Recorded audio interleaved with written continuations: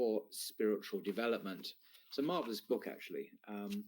So there's a chapter here called Gluttony, and it goes like this. And I'm going to read it, and then I might make some comments en route. It says, gluttony is among the greatest sources of harm to the religion, for the stomach is the wellspring of desires. From it derives the pleasure of the desire of the genitals. Then, if the desire for food and sex becomes overpowering, another desire comes forth, love of wealth.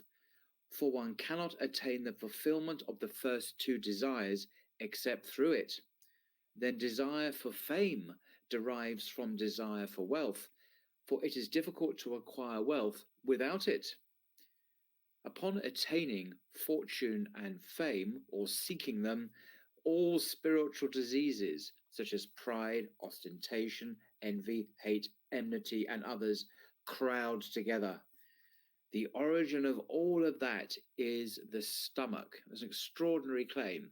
But as he talks about it further, it kind of makes sense, actually. The origin of all of this is the stomach. For this reason, Allah's messenger, upon whom be peace, attached great importance to voluntary hunger, saying, there is no practice more beloved to Allah than hunger and thirst.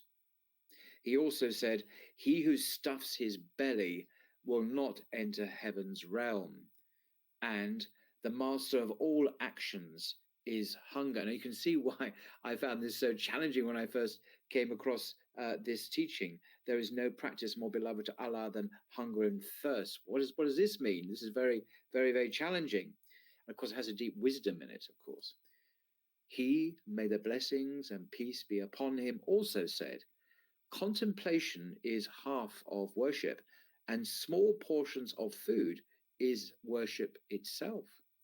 He also said, the best of you to Allah is he who reflects and is hungry the longest.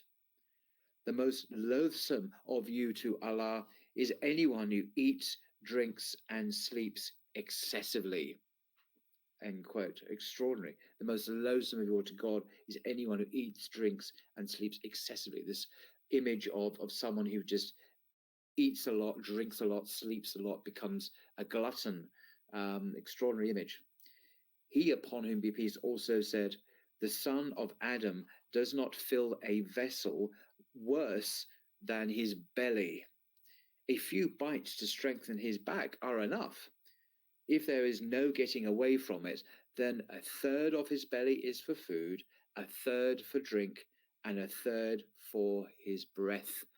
A third. I've heard this before. I've heard Muslims mention this extraordinary teaching. A third for food, a third for drink, and the rest is just air, just empty breath.